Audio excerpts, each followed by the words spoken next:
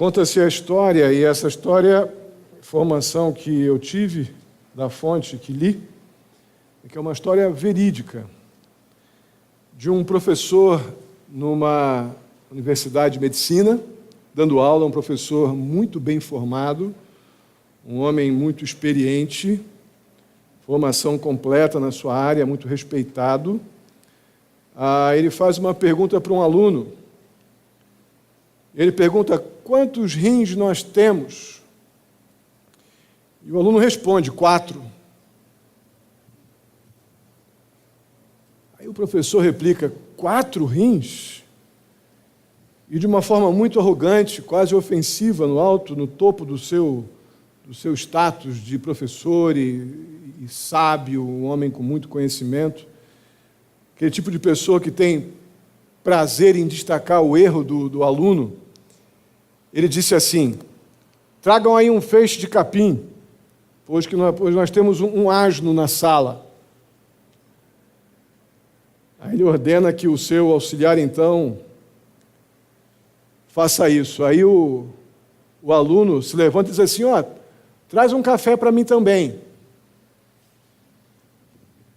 Aí o aluno, de uma forma também sarcástica, faz esse pedido ao auxiliar do mestre. Aí o professor ficou muito irritado, ficou muito irado, expulsou o aluno da sala.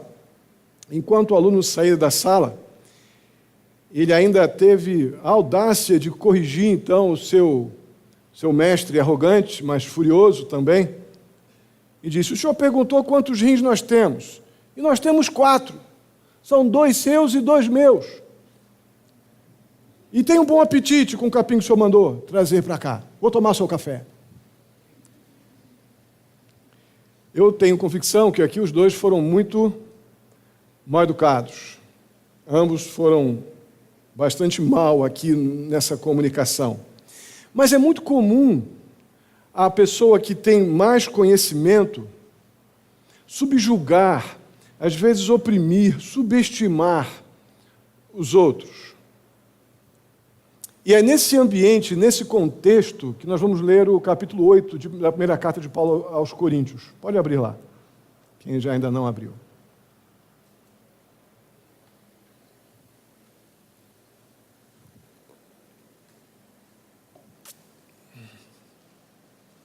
Diz assim o capítulo 8. Vamos ler os versos 1 ao 13, depois vamos orar.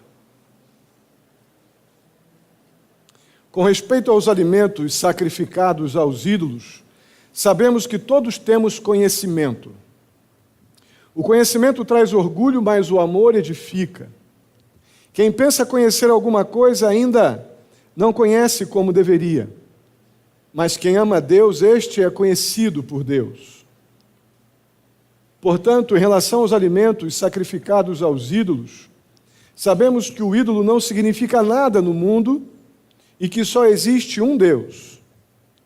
Pois mesmo que haja os chamados deuses, quer no céu, quer na terra, como de fato há muitos deuses e muitos senhores, para nós, porém, há um único Deus, o Pai de quem vêm todas as coisas e para quem vivemos, e um só Senhor, Jesus Cristo, por meio de quem vieram todas as coisas e por meio de quem vivemos. Contudo, nem todos têm esse conhecimento. Alguns, ainda habituados com os ídolos, comem esse alimento como se fosse um sacrifício idólatra. E como a consciência deles é fraca, fica contaminada. A comida, porém, não nos torna aceitáveis diante de Deus. Não seremos piores se não comermos, nem melhores se comermos.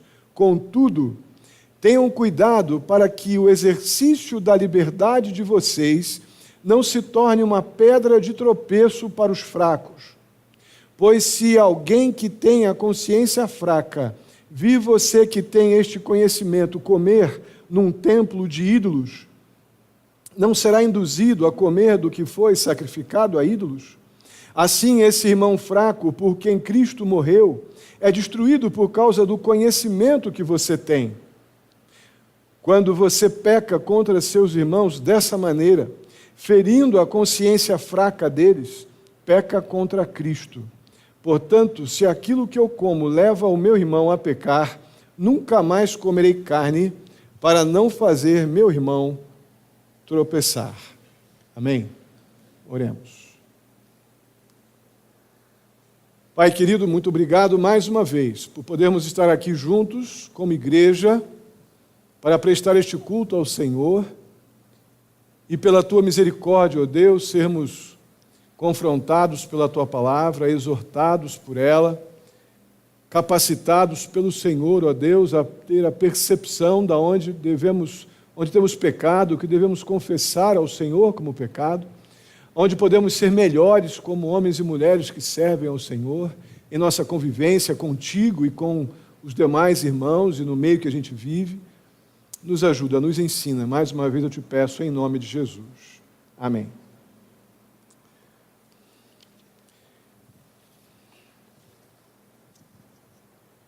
Primeira parte aqui do capítulo 8, na verdade, a primeira parte do versículo 1, desse capítulo 8, o apóstolo Paulo vai precisar tratar de mais um tema levantado pelos coríntios, coisa que vem acontecendo principalmente no capítulo 7, temas difíceis, que haviam esses problemas que estavam sendo levantados, haviam correntes diferentes dentro da mesma igreja.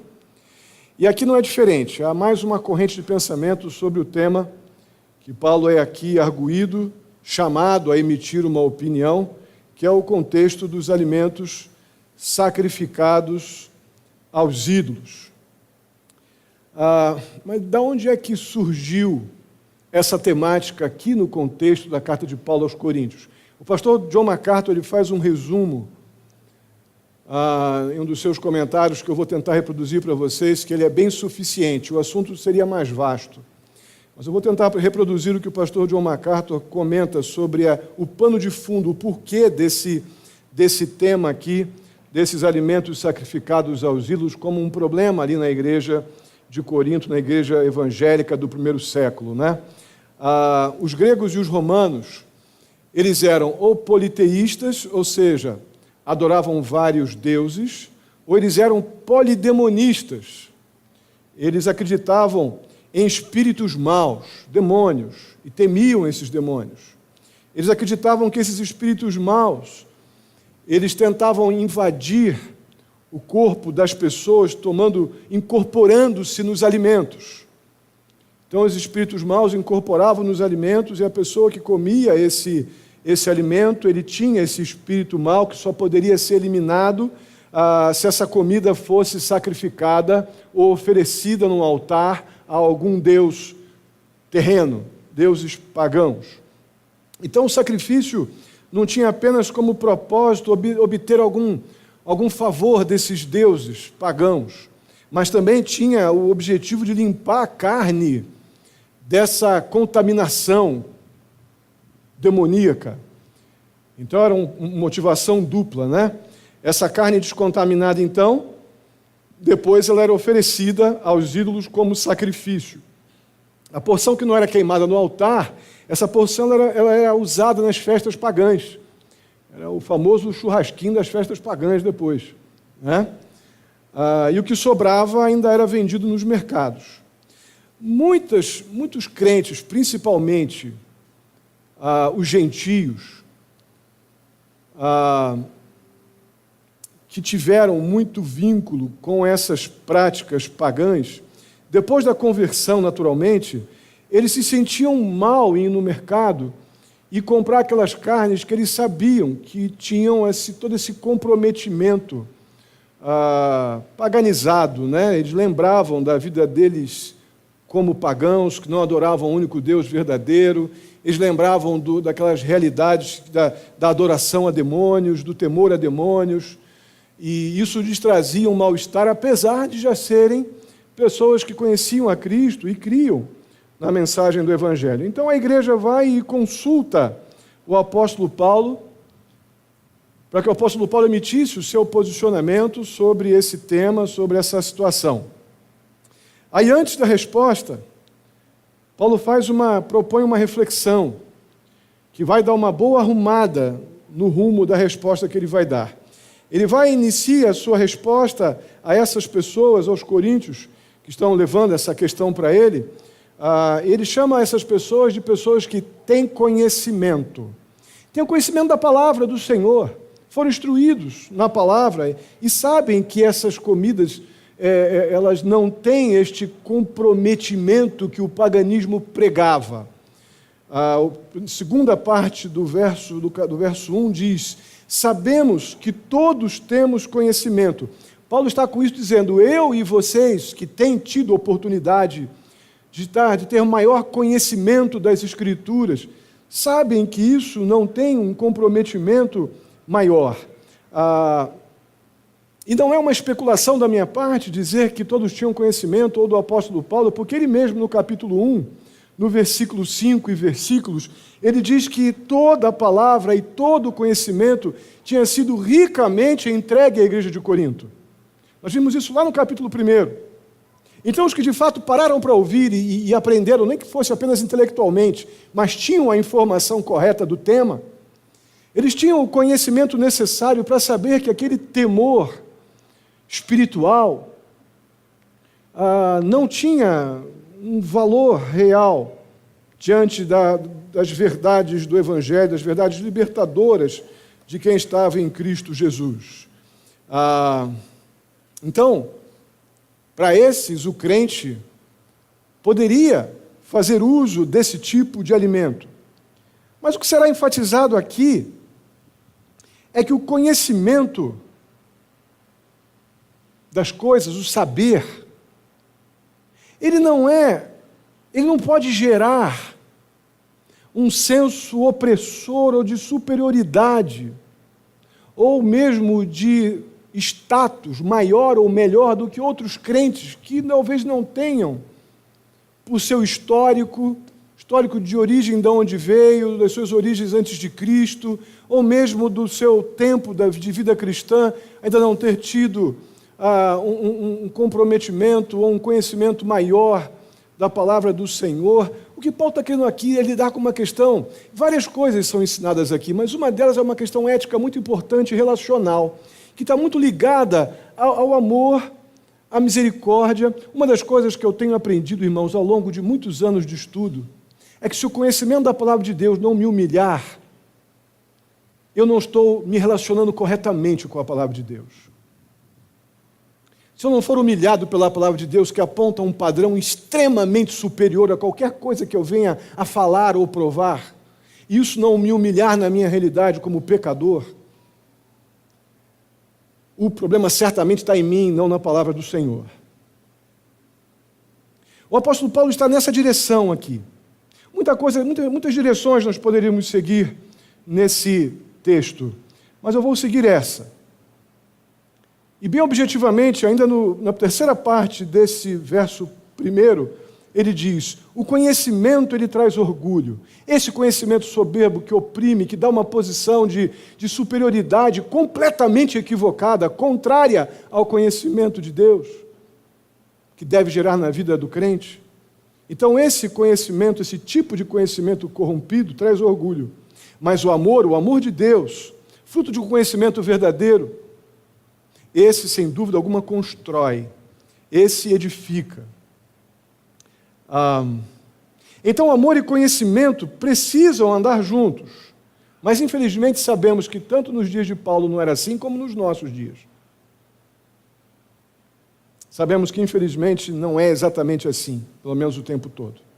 Em todo esse saber, em todo o conhecimento, há o perigo de que esse conhecimento gere uma satisfação egoísta, um sentimento de vanglória. Hoje vimos no texto de Gálatas, na escola dominical, né? O apóstolo Paulo diz: se há alguma glória, se eu devo gloriar-me em alguma coisa, que seja na cruz do meu Senhor Jesus Cristo. Temos visto o que significa a cruz. E Paulo era, sem dúvida alguma, um homem de profundo saber, profundo conhecimento das Escrituras.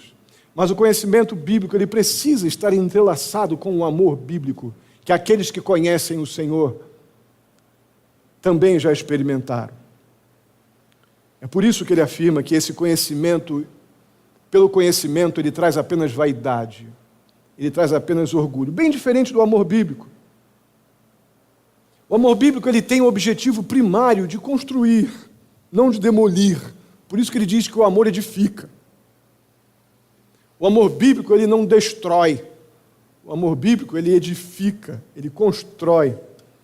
Diante disso, então, esse capítulo sobre carne sacrificada a ídolos, que a princípio nos parece muito estranho e tem nada a ver conosco, ele toma grande importância para a nossa vida cristã, as implicações que esse tema nos traz.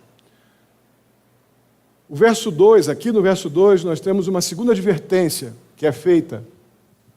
Aqueles que se envaidecem, aqueles que se orgulham enganosamente do seu conhecimento. O verso 2 diz assim: quem pensa conhecer alguma coisa, ainda não conhece como deveria.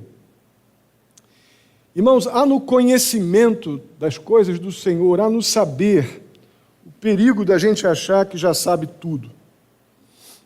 Em todo saber há esse perigo. O perigo ainda fica maior no que diz respeito às coisas do Senhor. E a consequência disso, de a gente achar na vida cristã que já chegou num status de conhecimento, é que a gente começa a acreditar que a gente tem a palavra final para tudo. Que temos resposta para tudo, que já sabemos de tudo. Uma frase que está na minha cabeça, desde que o pastor Paulo me relembrou de um professor nosso lá do seminário, que eu mencionei ontem aqui na reunião dos jovens, que se eu não percebo mais o quanto o pecado é amargo, eu não acho mais Jesus doce. Enquanto o pecado não amargar muito a minha boca, eu não preciso desfrutar do doce, que é a obra de Cristo na cruz por mim. A pessoa que se ensoberbece com o conhecimento das coisas de Deus e julga que já está num status de superioridade sobre aqueles menos experientes ou maduros, certamente perdeu a percepção do amargor do pecado.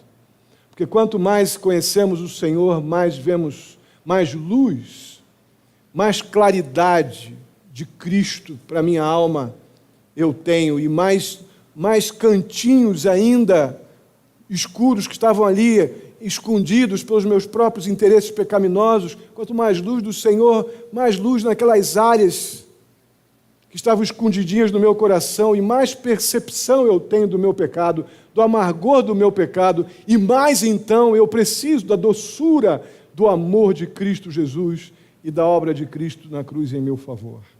O contrário é completamente verdadeiro.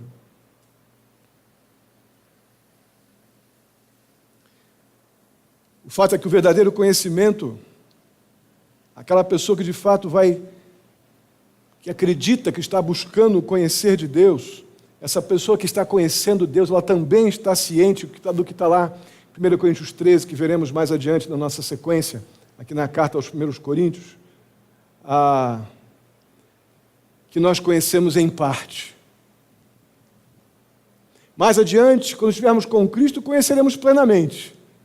Mas até aqui, nós conhecemos no máximo em parte. Do Senhor, então, e se alguém pensa já saber tudo, seguramente ainda não conheceu o Senhor como Ele deve ser conhecido. Somente o Espírito de Deus, Ele tem esse poder para penetrar, e a palavra bíblica aqui seria literalmente perscrutar, uma palavra que a gente usa pouco, mas ela significa aquele que penetrar entre osso e medula, né? Aquele penetrar profundo onde ninguém mais vai. Só conheceremos as profundezas da grandeza, do amor, da beleza de Cristo Jesus, através da obra do próprio Espírito Santo em nossas vidas. Então, só conhecer a Deus, ou só conhecerá a Deus, aquele a quem Deus concedeu o seu Espírito. Só teremos esse conhecimento, ainda que em parte, mas suficiente para um relacionamento profundo, verdadeiro, honesto, se temos já da parte de Deus o seu Espírito, por termos recebido a Cristo como Senhor e Salvador das nossas vidas. Exatamente esse tipo de pessoa, esse perfil de pessoa, ela não vai ter orgulho dos seus conhecimentos, não. Pelo contrário, ela amará a Deus tremendamente e compreenderá o que está no verso 3. Quem ama a Deus, este ele é conhecido por Deus. E de Deus ele conhece ainda parcialmente. Em breve, quando estivermos com Cristo para sempre, o conheceremos plenamente. Isso significa que ser conhecido por Deus, ou a pessoa que é conhecida por Deus é aquela que foi chamada pela sua graça e pelo seu amor, e não somente por uma busca humana de conhecimento, talvez até intelectual das Escrituras, mas que não tem poder para transformar nada. Então o amor de Deus ele é infinitamente mais importante do que o conhecimento que a gente possa ter, por mais correto que ele seja. Qualquer coisa que nós possamos nos orgulhar, na verdade o orgulho do conhecimento é algo extremamente perigoso. Veremos isso no decorrer dos versículos. Então nos versos 4 e 5, vamos reler. O apóstolo Paulo ele vai retornar então ao tema iniciado aí no versículo 1. Os versos 4 e 5 dizem assim: portanto, em relação aos alimentos sacrificados aos ídolos, sabemos que o ídolo não significa nada no mundo e que só existe um Deus. Pois mesmo que haja os chamados deuses, quer no céu, quer na terra, como de fato há muitos deuses e muitos senhores, vamos parar aqui, por enquanto. O que o apóstolo Paulo, na prática, está dizendo é o seguinte: olha, eu não esgotei o assunto até então, quando falei sobre conhecimento. Essas verdades que eu estou afirmando sobre a inexistência desses deuses é uma verdade absoluta, que nós podemos afirmar isso em Jesus Cristo, mas o tema não termina aqui. A coisa não termina aqui. Como nós vimos na introdução, existia na cultura greco-romana, cultura religiosa greco-romana, muitos deuses e adorações a demônios. Esses que o texto está dizendo que há muitos deuses e muitos senhores deste mundo. Isso é um fato. Falsos, mas um fato na cultura pagã daquelas pessoas. E nos nossos dias, irmãos, estamos aí cercados, cheios de deusezinhos e senhorizinhos terrenos, com status de Deus com letrinha minúscula, com muitos seguidores, com muitos adoradores. Isso não é apenas uma evidência do primeiro século, lá no tempo de Cristo, não. Então, no verso 6, o apóstolo Paulo afirma o seguinte: para nós, porém, há um único Deus, o Pai, de quem vêm todas as coisas, e para quem vivemos, e um só Senhor, Jesus Cristo, por meio de quem vieram todas as coisas, e por meio de quem vivemos. Amém? Isso é uma afirmação gloriosa. De maneira muito enfática aqui, o apóstolo Paulo, ele usa uma expressão no começo desse versículo, muito, muito importante, ou desse texto. Ele vai dizer o seguinte: para nós, porém. Nós quem? O povo que Deus separou para ele antes dos tempos eternos. Os crentes salvos pela graça de Jesus Cristo. Aqueles que Deus, de uma forma misericordiosa, bondosa e soberana, chamou para ele dentro de toda uma humanidade.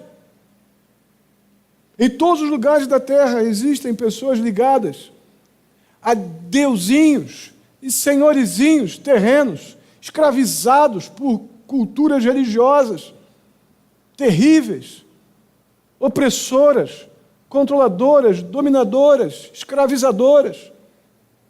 Porém nós, ou para nós, porém, toda essa religiosidade pagã, pela bondade e graça divina, é coisa do passado.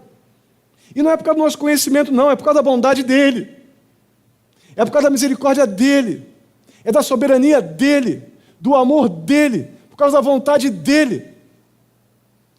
Então esse para nós, porém, é algo extremamente glorioso. Todas essas verdades ditas aqui, para nós, porém, há um único Deus e Pai, de quem vêm todas as coisas e de quem viemos, e para quem viemos.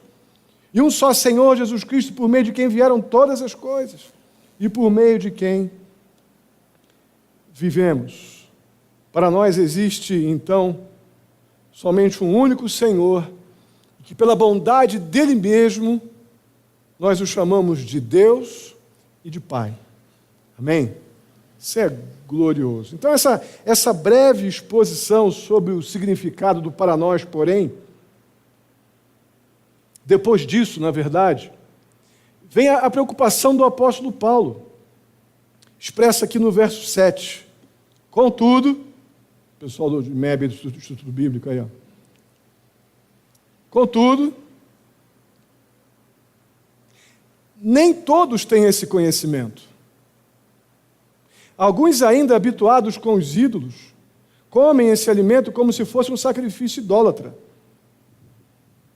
E como a consciência deles é fraca, fica contaminada. Irmãos, é claro nas Escrituras que existem diferenças na igreja que não podem ser ignoradas. No verso 1 nós vimos o apóstolo Paulo dizendo: todos temos conhecimento, e todos é ele, mas aqueles que foram instruídos com verdades bíblicas, da palavra de Deus, instruídos pelo apóstolo Paulo. Mas apesar disso, o texto diz que nem todos temos esse conhecimento. Percebe como estão esses dois grupos no mesmo lugar? Percebe? Nem todos temos esse conhecimento.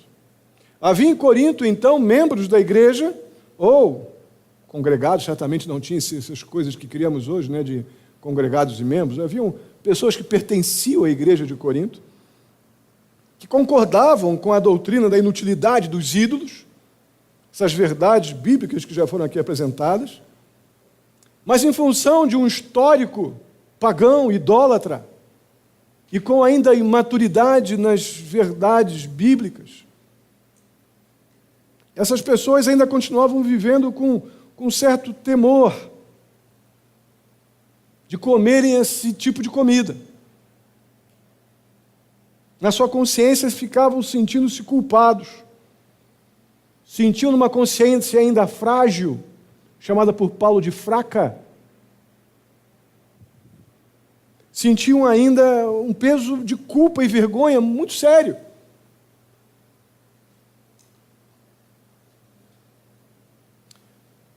Percebam que a insistência do apóstolo Paulo, lá na introdução, foi de que um conhecimento vaidoso, ele deve ser substituído por um amor que constrói, por um amor que edifica. Não é a anulação da verdade bíblica, não é abrir mão de fundamentos da fé em função de algum tipo de incompreensão de uma coisa ou outra. Não é isso. Não se está fazendo um apelo aqui a abrir mão de verdades fundamentais da fé. Está se tratando aqui, mais uma vez, é o que nós vimos lá em Romanos 14, 15, como o apóstolo Paulo lidou com o crente mais maduro e o crente fraco. O crente forte e o crente fraco. Literalmente é assim que está lá. É aquele que tem um pouco mais de conhecimento e pode lidar melhor com as realidades que envolvem participar de alguns festejos ou ritos que eram costumes culturais da época. E outros mais frágeis achavam que aquilo era pecado, quando nós fomos libertos de certos estigmas que o passado nos impunha. Mas todos são crentes, Jesus morreu por todos eles. Não em questões fundamentais. Isso é inegociável. Mas essas questões aqui, carece que aquela pessoa que conhece mais o Senhor tenha também mais misericórdia. Para aqueles que ainda se sentiam afligidos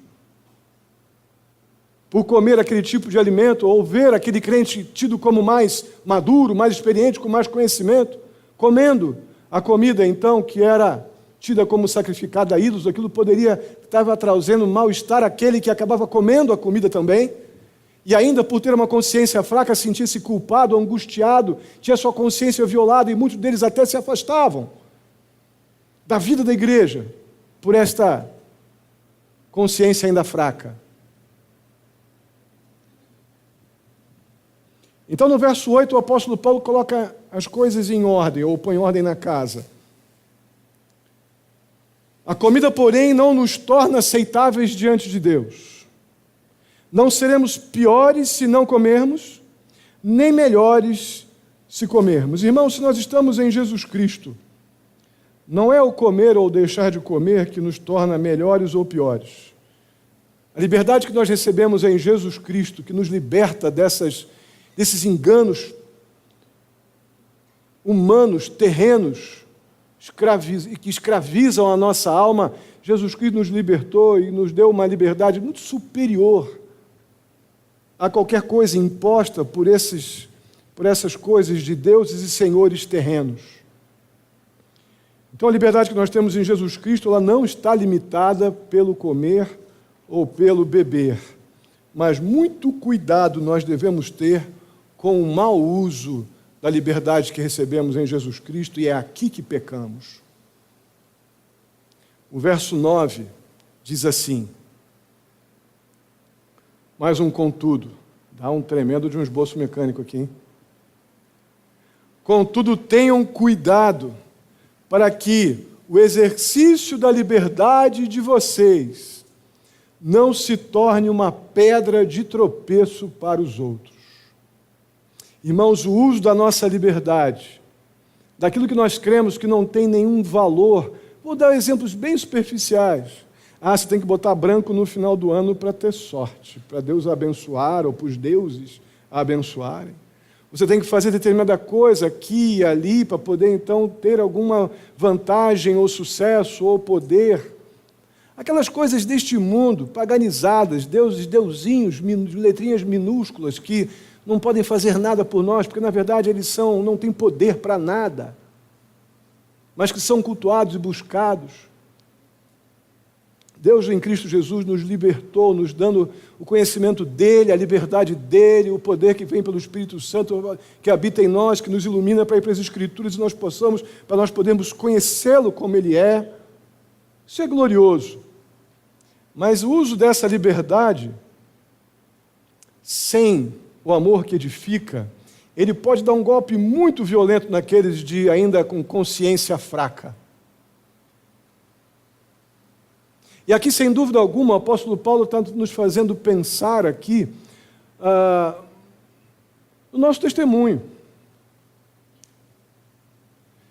Tem pessoas ainda imaturas, crentes, piedosas, amorosas, realmente convertidas, mas que não sabem lidar com algumas questões que nós já lidamos pela experiência melhor.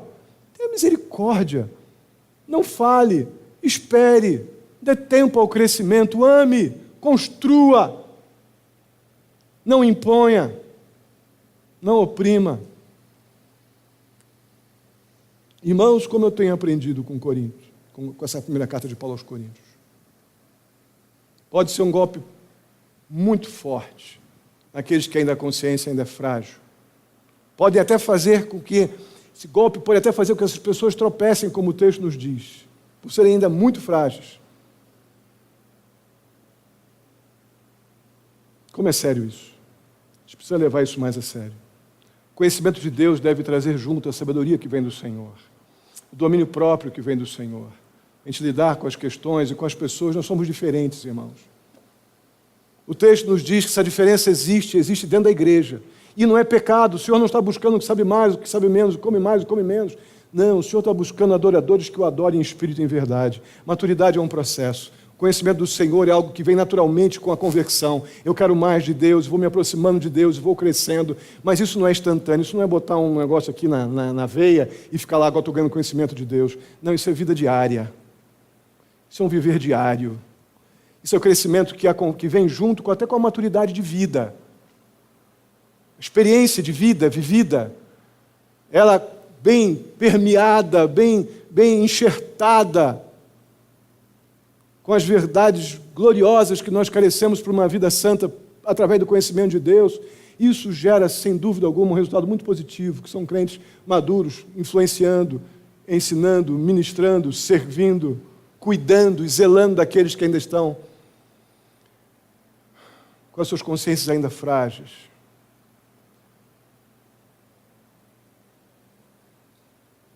O motivo dessa exortação do verso 9, ela é explicada no verso 10.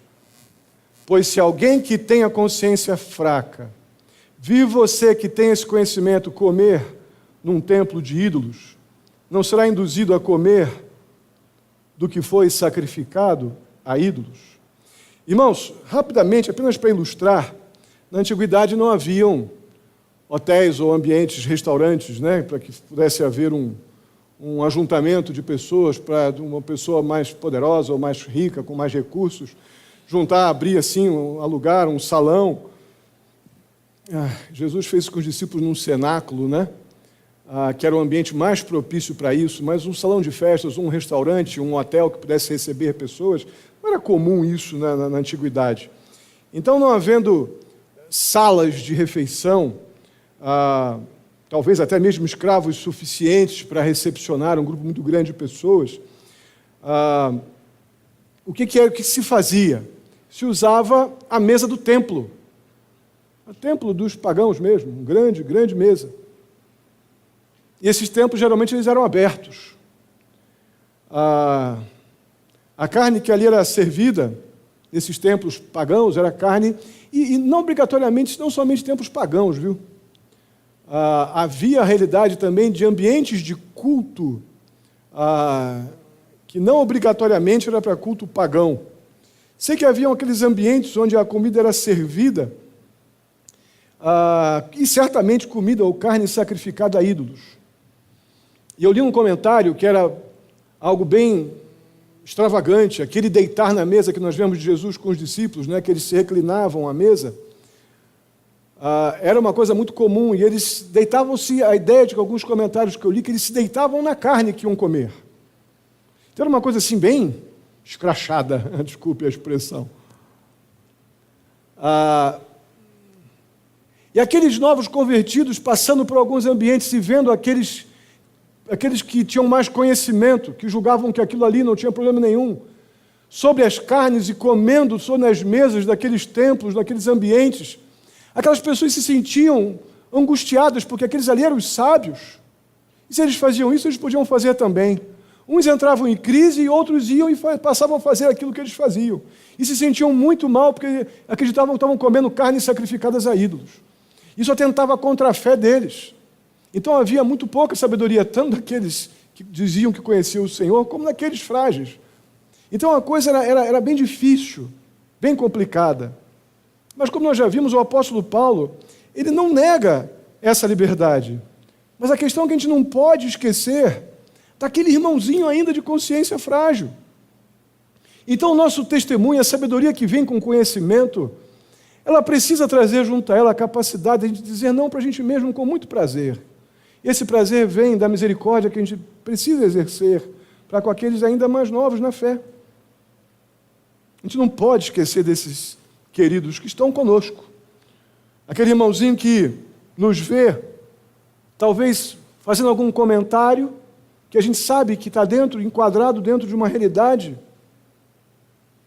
que a gente entende que é bíblica e necessária, mas às vezes a pessoa não entende.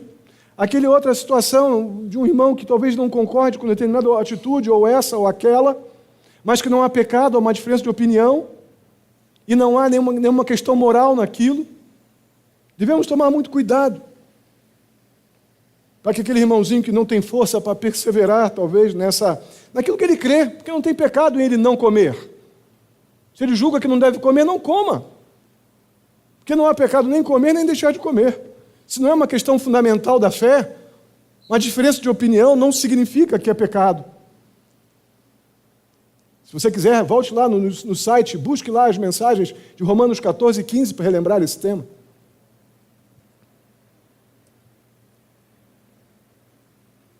O fato é que não há amor, irmãos, nenhum, no conhecimento que não enxerga o irmãozinho mais fraco, querido, que está crescendo na fé.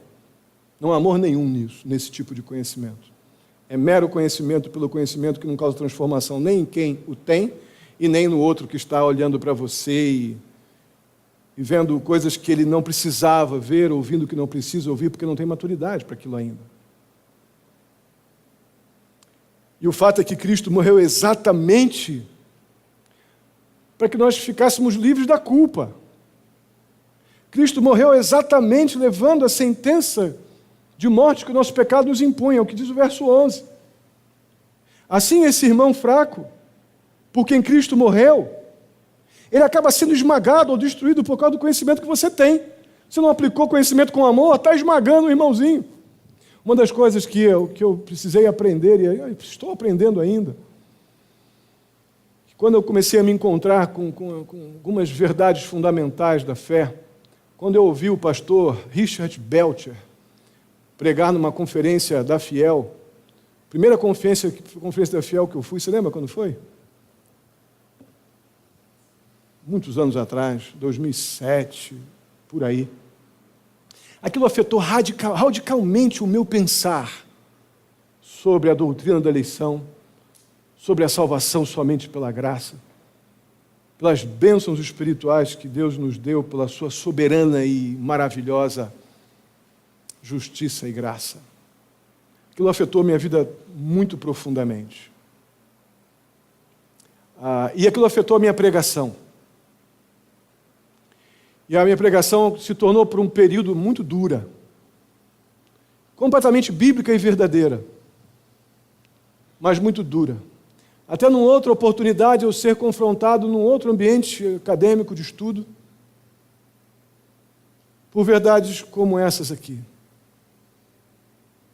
Que eu precisava aprender a ministrar verdades profundas como essa, de maneira que todos pudessem se alimentar dela.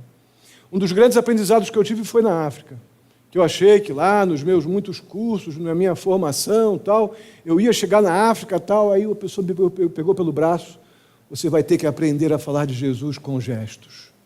E eu, com todo o meu conhecimento, né? Você vai ter que aprender a falar com gestos, que é assim que eles entendem. Você vai ter que aprender a falar da cruz, do amor de Jesus, contando histórias com figuras, com gestos, não é para criança não, viu? Você vai ter que ensinar os adultos a fazer isso. Irmão, se o conhecimento não está humilhado diante da cruz, não é conhecimento com amor.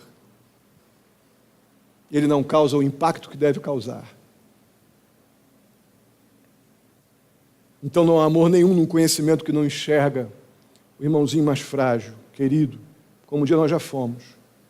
E Cristo morreu exatamente para que nós ficássemos livres da culpa que esse amor, esse conhecimento sem controle pode causar, trazendo culpa e peso naquele que Jesus, pela sua graça, libertou.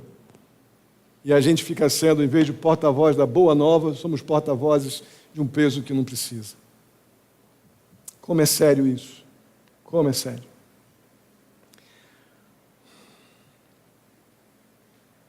Por isso, então, o nosso testemunho, ele dentro e fora da igreja, ele é muito, muito importante. Irmãos, que mal nós podemos, ou quanto mal nós podemos fazer se formos guiados, e não pelo amor, mas simplesmente por um conhecimento vaidoso, não um conhecimento amoroso, um conhecimento orgulhoso. E no verso 12 a gente vê uma forte evidência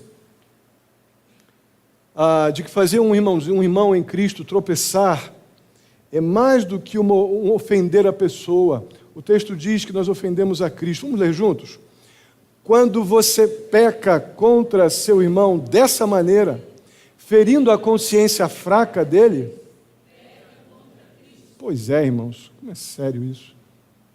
Então, o conhecimento com amor é a verdade, e a verdadeira liberdade é aquela que nos traz alegria, que nos aproxima de Cristo e vai nos permitir pôr em prática as verdades que nós conhecemos. Conhecimento com amor, então, e a tal da verdadeira liberdade que esse conhecimento nos traz, vai nos dar a prática do verso 13. Diz assim: portanto, se aquilo que eu como leva o meu irmão a pecar, nunca nunca mais comerei carne. Eu não preciso.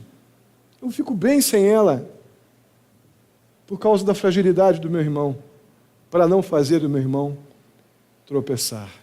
O ponto que a gente tem que parar aqui e pensar é o seguinte: aquilo que eu tenho conhecido da parte de Deus, conhecer o Senhor como Ele me conhece quando me salvou em Jesus Cristo, pela sua bondade, me conhecendo desde antes dos tempos eternos, me chamando no tempo dele de forma soberana, a sua graça salvadora e me dando uma nova vida, perdão de pecados e todas aquelas liberdades gloriosas que vimos aqui. Será que o conhecimento de Deus e de Cristo Jesus tem nos dado a sabedoria, a humildade de simplesmente dizer não para uma coisa que era direito nosso? Eu entendo biblicamente essa liberdade, mas eu estou disposto a abrir mão dela, para que aquele meu irmãozinho mais frágil possa com o tempo amadurecer e perceber que ele também recebeu da parte de Deus essa liberdade, e não taxá-lo disso ou daquilo, ou ofendê-lo, oprimi-lo, ou violá-lo em sua consciência ainda frágil. Nós estamos prontos para fazer isso. Se aquilo que eu como leva o meu irmão a pecar, nunca mais comerei, para não fazer meu irmão tropeçar. Irmãos, exercitar nossas liberdades à custa de um irmão mais frágil certamente não é fruto de maturidade espiritual, de conhecimento bíblico. É de vaidade, de orgulho inútil. Esse conhecimento bíblico que nos dá liberdade, ele precisa estar sujeito ao amor de Deus, que nós também já recebemos. O amor de Deus, ele sempre vai colocar os nossos interesses, ou vai colocar o interesse do outro sempre antes do nosso. Esse é o resultado direto do conhecimento de Deus, das coisas de Deus, da sua palavra. Amém? Vamos ficar de pé.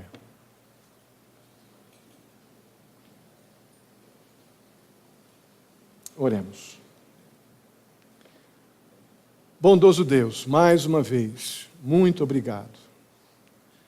Muito obrigado a Deus pelo teu cuidado conosco desde a parte da tarde. Tudo que o Senhor nos deu, ó Pai, tudo que o Senhor nos ensinou, eu louvo ao Senhor pela tua misericórdia para conosco. E peço ao Senhor, em nome de Jesus, que o Senhor nos dê, que o Senhor nos ilumine, com teu Santo Espírito, ó Deus, a humildemente nos rendermos diante do glorioso conhecimento de Cristo Jesus. Nos rendermos diante do glorioso conhecimento do Senhor, que conhecemos apenas em parte, ó Deus. Mas o Senhor, ó Pai, nos conheceu desde sempre. Ó Pai, que nossa alegria esteja em Deus, em reproduzir o conhecimento que temos tido do Senhor em amor que constrói, amor que edifica. Nos ajuda a buscar sabedoria no conhecimento que temos obtido do Senhor, para ajudar aqueles que ainda mais frágeis, ó Deus, estão caminhando, ó Pai, estão crescendo, que a gente possa ajudá-los com toda a misericórdia, com todo o amor, com toda a paciência, dando bom testemunho de o que importa para nós, ó Deus, muito mais do que o conhecimento, que é muito importante, mas é o fato que fomos juntamente salvos pela mesma cruz e pelo mesmo sangue derramado por nós, ó Pai. Ajuda-nos nisso, eu te peço. Sei com cada um aqui, ó Deus, leva-nos em paz para os nossos lares. O Senhor conhece os desafios de cada um, ó Deus, os desafios familiares, pessoais, relacionais, de trabalho, ó Deus, escola. Ó Deus, capacita-nos, ó Pai, a te honrar. Botar em prática o que temos aprendido do Senhor também, ó Deus, em nossa convivência fora daqui. Como é importante, ó Deus, uma expressão de amor verdadeiro, ó Pai, para aqueles que ainda estão perdidos. Ó Deus querido, nós somos apenas aqueles miseráveis, pecadores, que pela Tua bondade receberam o pão primeiro. Ajuda-nos a ter essa percepção e expressarmos o amor de Jesus a tantos que nos cercam, ó Pai, todo dia. Leva-nos em paz para os nossos lares. Nos dirige nesta semana, assim eu te peço. Muito agradecido. Louvo ao Senhor pela vida do meu pai, pela preservação da vida do meu pai. O Senhor continue dando a ele, ó Pai, a melhora, cuidando também da minha mãe. Muito obrigado, ó Deus, pela consolação em função da distância e pelos cuidados, ó Deus, que o Senhor permitiu para o meu pai lá no Rio.